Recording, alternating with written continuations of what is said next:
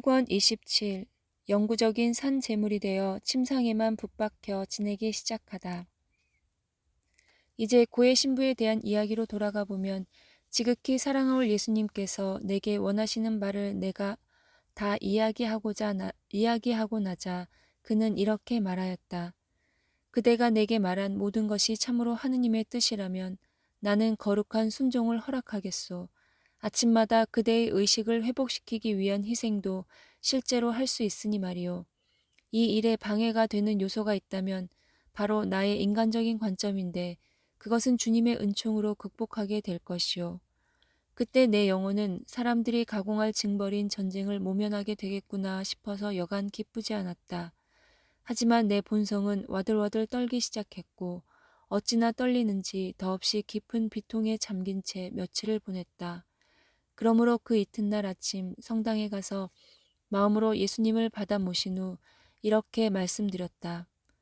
지극히 사랑하올 예수님, 제 영혼이 얼마나 경량치는 바다에 잠겨 있는지 보십시오. 고해 신부님에게 빛을 주신 당신께 감사드리며 평온한 마음으로 있기는 고사하고 괴로워하며 어쩔 줄 모르고 있습니다. 주님께서 빛을 주셨기 때문에 신부님은 제게 주님께서 원하시는 대로 순종하도록 허락할 결심을 했으니 말입니다. 제가 이처럼 괴로운 것은 우선 당신께서 저로 하여금 받게 하실 고통의 상태 때문입니다. 다음은 이것이 제게는 더욱 두려운 점인데 저의 생명이신 당신을 모시지 못한 채 그런 상태로 머물러 있어야 할지도 모른다는 생각 때문입니다. 저의 좋으신 예수님, 당신 없이 어떻게 굳건히 견딜 수 있겠습니까? 전능하신 당신께서 제게 버틸 힘을 주시지 않는다면 다른 누가 그 힘을 주겠습니까? 복된 성사 안에 당신을 받아 모실 수 없다면 제가 아픔과 고통 중에 있을 때에 어디서 힘을 얻을 수 있겠습니까? 이와 같이 마음속에 무거운 짐을 예수님께 털어놓는 동안 장차 그분을 못 모시게 될지도 모른다는 슬픔에 걷잡을 수 없도록 울음이 터지고 있었는데 그런 날을 치근히 여기신 예수님께서는 이렇게 다정하게 말씀하셨다. 얘야, 두려워하지 말아라. 나는 너의 약함을 이미 알고 있다. 그래서 너의 약함을 보강해 줄 새롭고도 특별한 은총을 준비하였다. 무슨 일에서나 나는 전능한 존재가 아니냐. 그러니 네가 성체 안에 나를 영할 수 없으면 아주 다른 방법으로 그것을 보완해 줄 수 있지 않겠느냐. 마음을 가라앉히고 마치 죽은 자처럼 너 자신을 나의 이 부성적인 팔에 내맡겨라. 자진해서 너 자신을 산 제물로 바쳐 내가 인류에게서 끊임없이 받는 온갖 모욕을 보상하여라. 그렇게 하면 나로 하여금 사람들이 받아 마땅한 징벌을 거두게 할 수 있다. 네가 기꺼이 너 자신을 송두리째 희생한다면 즉 모든 사람의 영원한 구원을 위하여 너 자신을 사랑과 속죄와 보상의 산 제물로 내 팔에 맡긴다면 약속하거니와 단 하루도 나의 방문을 받지 않고 지내는 날이 없도록 해주겠다. 이제까지는 네가 나를 찾아왔지만 앞으로는 내가 날마다 어김없이 너를 찾아오겠다는 것이다. 짧은 방문들이겠지만 이것이 언제나 너의 영혼에 유익하고 매우 큰 위로가 될 것이다. 이제 마음이 기쁘냐? 그리고 나는 네가 내 뜻에 단단히 매여 있는 것을 보아왔는데 그때부터 너는 이미 내가 원하는 대로 또 사람들이 범하는 죄들을 보상하는 데 필요한 정도로 크든 작든 언제나 고통 상태에 있는 항구적인 산 제물이 되었다는 것을 알기 바란다. 그런데 주님께서 내게 주시기 시작한 은총들에 대해서 어떻게 표현할지 알 수가 없다. 항구적인 산 제물의 신분을 받아들인 내게 사랑하올 예수님께서 지금까지 해주신 모든 것을 나로서는 도저히 다 말할 능력이 없는 것이다.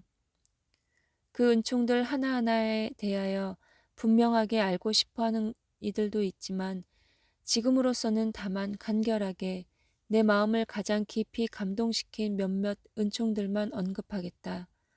다른 은총들에 대해서는 기억에 떠오르는 대로 나중에 이야기하겠거니와 이는 거룩한 순종의 의무를 다하기 위함이다.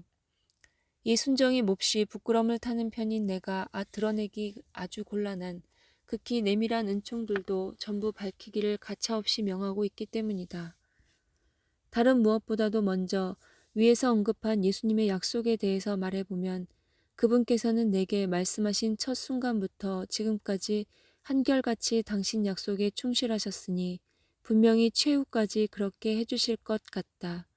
지금도 뚜렷이 기억나는 것은 그분께서 나를 침상에만 갇혀있게 하신 첫날 다음과 같이 다정하게 해주신 말씀이다. 내 마음의 사랑아, 너를 이 상태에 두고자 한 것은 내가 더 거침없이 너에게로 와서 이야기를 나누기 위함이다. 사실 나는 우선 너를 외부 세계로부터 자유로워지게 하였고, 다음은 사람들과 관련을 맺을 수 있는 기회도 모두 없애주었다.